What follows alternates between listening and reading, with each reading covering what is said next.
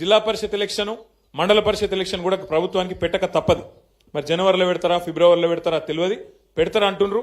అది కూడా పెట్టుకున్నాక అది కూడా పూర్తి అవుతుంది.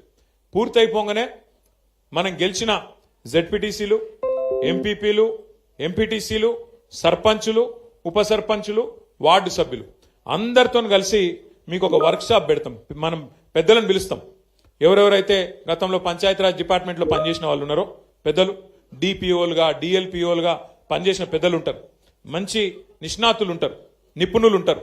వాళ్ళని పిలిచి తెలంగాణ పంచాయతీరాజ్ చట్టం ఏంటిది, అందులో సర్పంచ్ గారి విధులేంది, ఎంపీటీసీ గారి విధులేంది, మీ హక్కులేంది, వాటిని ఒకవేళ ప్రభుత్వం ఏమైనా కాలరాసే ప్రయత్నం చేస్తే, ఇప్పుడే మా తమ్ముడు వచ్చి చెప్తా ఉన్నాడు, ఏం పేరు తమ్ముని మర్చిపోయినరా,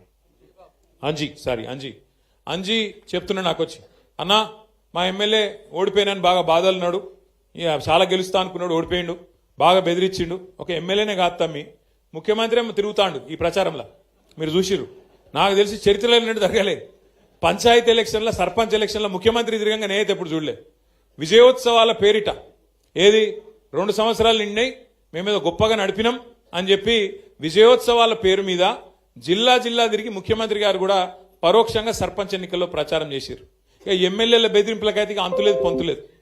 గెలిపియపోతే చూస్తున్నారు మీరు, ఎమ్మెల్యేలు స్పీచ్లే ఇస్తాను ఓపెన్గా, ఇండ్లియా నా ఇంటి ముంగటికి వస్తే మెడల్ బట్టి నూకుతా అని చెప్పి వాళ్ళు మాట్లాడుతూ ఉన్నారు. అట్లా బెదిరించింది. ఇక కొన్ని దగ్గరలో అయితే ఇంకా అన్యాయం. నిన్న నేను సూర్యాపేట జిల్లాకు పోయినా, నల్గొండ జిల్లాకు పోయినా, అక్కడైతే అన్యాయం. ఒక సోదరుడు మల్లయ్య యాదవ్ గారని ఆయన మీద దాడి చేసి కిరాతకంగా హత్య చేసి చంపేసిండ్రు. ఇంకొకాడ ఒక సోదరుడు మనోడు నామినేషన్ వేస్తే ఆయన ఎత్తుకపోయి కిడ్నాప్ చేసి, ఆఖరికి ఎంత ఘోరమంటిగా చెప్పాలి, నా నోటితో నేను చెప్పలేకపోతున్నా, అంత కిరాతకం కూడా అక్కడ తిప్పర్తి మండలంలో ఒక మనోడు సోదరుడు ఆయన మీద కూడా చేసినారు. ఇంకో దగ్గరనైతే గెలిచినాక ఓట్లు వేసినాక, గెలిచినాక కాదు, ఓట్లు వేసినాక మన ఓట్లు కావాలని తీసేసి తీసుకుపోయి మోరిలో వారేసిండ్రు. ఇట్లా ఎన్నో కిరాతకాలు చేయంగా కూడా, ఎన్నో రకాలుగా మన వాళ్ళ మీద ఒత్తిడి పెట్టంగా, ఇబ్బంది పెట్టంగా కూడా ఇవాళ రాష్ట్ర వ్యాప్తంగా 2 దశల్లో ఎలక్షన్లు జరిగితే, ఈ 2 దశల్లో కూడా ఒక్కొక్క దగ్గర ఒక్కొక్క తిరుగు, కానీ కొన్ని దగ్గరలో 40%, కొన్ని దగ్గరలో 30%, కొన్ని దగ్గరలో 50%, కొన్ని దగ్గరలో 60-70% కూడా గెలిచి సత్తా చాటిన గులాబీ దండుకు, గులాబీ సైనికులకు నేను శిరస్సు వంచి మీకు అభినందనలు తెలియజేస్తా ఉన్నా. మామూలు విషయం కాదు ఇది. ఎందుకంటే 2 ఏళ్లలోనే ప్రభుత్వం మీద ఇంత స్థాయిలో వ్యతిరేకత వచ్చుడు, ఇంత స్థాయిలో తిరుగుబాటు జరుగుడు, ఇది మామూలు ముచ్చట కాదు.